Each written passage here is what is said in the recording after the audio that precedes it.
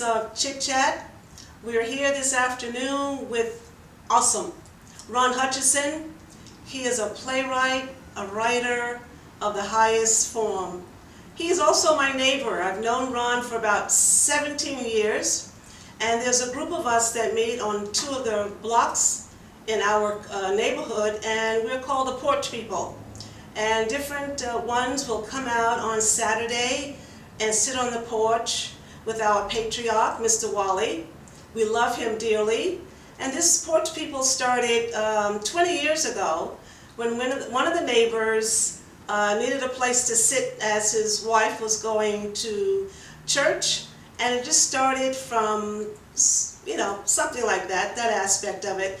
And each one of us started joining and joining and joining and joining. Now it's an everyday it's an every Saturday celebration where we meet and greet and talk and laugh, and we bring our children, and some of our children have grown up through the porch community, and our animals, and we've had parties, and we just really care about one another. And one of the neighbors is this awesome wonderful, kind-hearted, loving, caring husband-father that I had the opportunity of meeting. Ron was born in Ireland, lived in England, goes to England frequently, goes to Europe frequently to produce many of his playwrights. Ron, good afternoon and welcome to Chit Chat. Thank you. I'm so honored to have you here. Ron has a brilliant sense of humor. You have to know him to love him. To love him is to know him, his wife and daughter and children. Ron, tell the audience a little bit about what you're working on now, and then we could go back and talk about what you've already done. In 1951, Arthur Miller came to this town. He was the world's hottest playwright. He'd won everything going. He was married to Marilyn Monroe. And he wrote a movie script for Harry Cohn at Columbia about corruption on the longshore in Brooklyn, in Red Hook.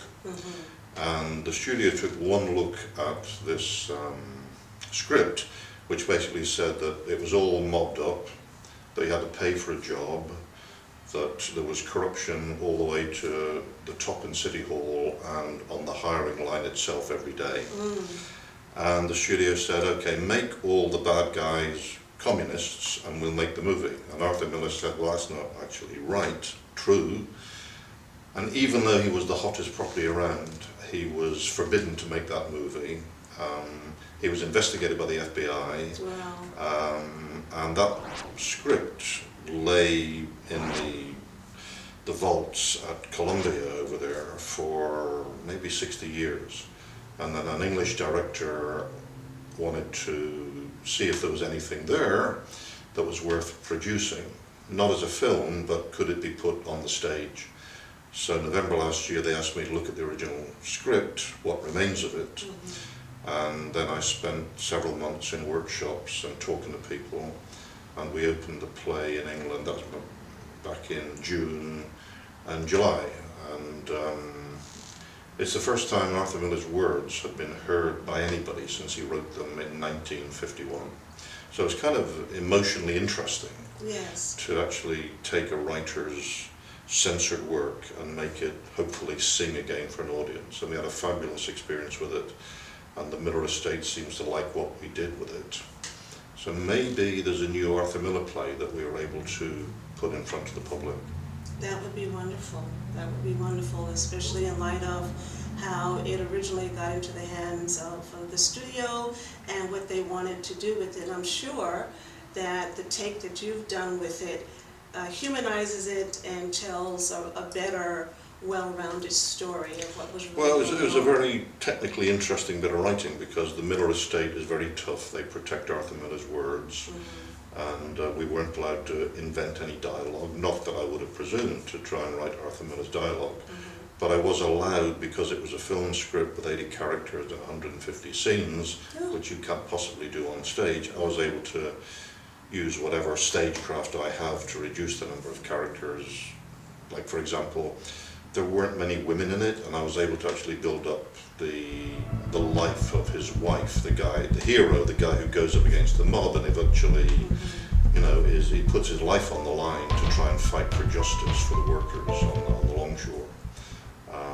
So I did a lot of heavy technical writing, but the piece is still Arthur Miller's a young man's angry piece of writing about justice and the things that stand in the way of justice. So is it still playing now? It just closed in Liverpool, which is a great place for it because they have a big sort of tradition of union activism, and it's also obviously a dock town. Now we're waiting to hear whether they've licensed us to take the play. We had inquiries from all over the world for this play, even a theatre in Bangladesh Of all wanted places. to do it. So, Why but not? Miller is a worldwide Yes. sort of writer, and we'll see in the next couple of weeks. In fact, I'll know tomorrow morning. I've got a call into England tomorrow to my director to know whether they will license us to take the play on. That would be wonderful. That would be absolutely wonderful to see the works. And It's a great play. action. They have. It's not like your average play where everybody sits down and talks for 25 minutes. There's gunfights. There's people attack each other with baseball. But it's like an episode of The Sopranos. Oh, It's yes. a really visceral piece of work, and the audience jump. It's very difficult to get an English audience to jump out of their seats because they're a little bit cooler than American audiences. But we have them coming out of their seats every night, and not just to go to the exit to ask for the money back. They sat to the end and they jumped up and they clapped and they cheered. It was very, very wonderful experience. That's remarkable. And like you said, the English are more conservative, more reserved than the Americans are. So we're looking forward to having that piece brought to the States one of these days. So you'll hear more about that as Ron finds out if they have the license, and I'm sure it will be at the theater somewhere here in the States. So as that progresses, and I hear further from Ron about it, I will let Chit Chat audience know, so you can go out and see it. What else have you done that you really respect work, even your own original work?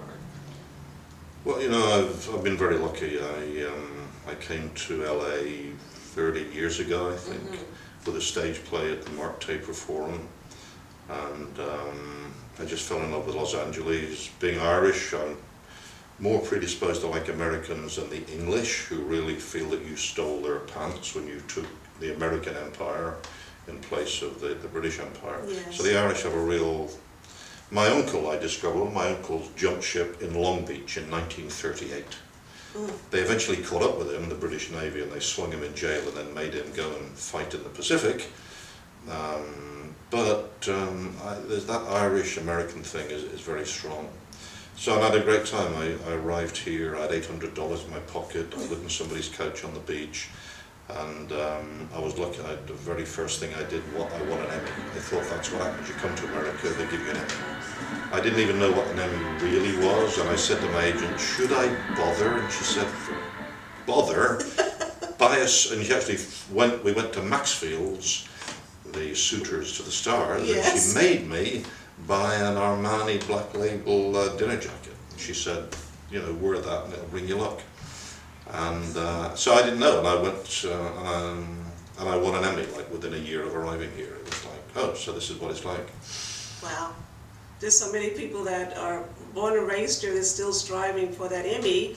But see, that's what happens when brilliance lands in America. No, it's when good luck happens to you. That's what. He's just brilliant. You just want to not, he can't say it, so I can say it. He's brilliant. He's brilliant. Tell us about, we're going to deviate just a little bit here. Tell us about the story of your daughter recently in the earthquake. Yeah, no, Isabella, when she was 14, Isabella. she was offered this chance to go to Burma with her pediatrician. And they were doing guerrilla, and this was before it was safe to go to Burma. And her pediatrician was very much involved in Doctors Without Borders, and Burma was really underserved. And the odd thing about Burmese Buddhism is that adoption is not possible. You cannot adopt. So all these kids, if they lose their parents, and it's a very sort of difficult society to grow old in, especially back then. So there's orphanages all over the place, with thousands of kids in it. So they went and they did guerrilla medicine in Burma when the generals were still in charge. And the ex-CIA guy, who was the safety officer for the tour, Yes. he said, think of the people running Burma as 17-year-olds with very big machine guns. Yeah. And that was how dangerous that place was then. They were chased out of places, they were told to leave now, don't ask any questions. So she really got the bug for living dangerously and doing good in the world. And she was in Nepal, she flew into Nepal the day the earthquake happened, the first one. She was there for the second earthquake. That village that disappeared, remember there's one entire village? Yes, yes. Completely yes. obliterated. The few survivors were in her camp and they just started screaming. They were so traumatized that they started screaming, and she had to go around and calm them. And she was in Kenya, in the place that was massacred, the Boko Haram thing. Yes. She was there 10 days before they machine gunned that place. She's been all over the world, and now she's going to Vietnam in 2 weeks, 10 days time. She's going to Vietnam by herself, and she's going to do some backpacking in Vietnam alone until she goes back to college. So And she was in Haiti. she was in Haiti. Yeah, she would take babies, dead babies from the mother, and persuade the mother to surrender the baby. The mothers who were in denial that the baby had died. And there was one mother who wanted to know if her baby could have her throat, an operation on her throat to stop the baby crying, because she couldn't stand the baby crying. And Isabella was allowed or instructed by the relief organisation, knowing that that mother would probably kill the baby that night. She took the baby, and they found a mother whose baby had died of cholera, and they gave that mother the baby. Wow. At 14 years of age, and Isabella is now She's a 20 now. beautiful Yeah. adult, and she has a lot of medical experience, humanitarian experience. She's a very lovely girl, and for her to be able and willing, she's willing to go to these countries and offer her assistance for relief and help, care to other places. And I attribute that to the child Isabella, of course, but also to the parents, in which, No, we just want to get her out of the house. which they raised her, but now they're kicking her out. Haiti, Nepal, find an earthquake, find a disaster, go on, come back in 2 weeks' time. He doesn't mean it. I told you he had a great sense of humor. Well, Well, maybe he does mean it, I'm not sure. no, I mean, today everybody is like planning things, and kids are so cosseted, and they go. And in Charles Dickens' Pickwick Papers, Sam Weller talks about, I had the best start in life anybody could have. My father threw me out of the house when I was 9 years old and told me to take care of myself. There's a kind of truth in that, you know. Yes. Especially Californian kids who go to private schools, you know, and have a lot of privilege. It's just very good for her to be walking around a slum in Kenya, you know, knowing that is what most people have. Yes, that's the reality. And But we didn't do it because we No. felt there was a moral purpose. We just felt this is what she wanted to do. This came from her, and it's quite extraordinary.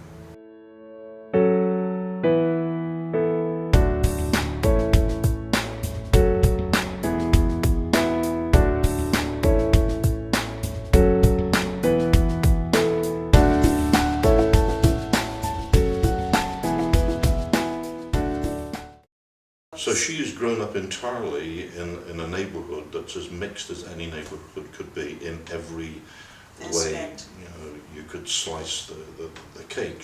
So it's not a big step for her to walk in Vietnam by herself from hostel to hostel. It doesn't frighten her, and that's what's remarkable, I think. And it's this neighbourhood, I think, that's contributed to that. yes.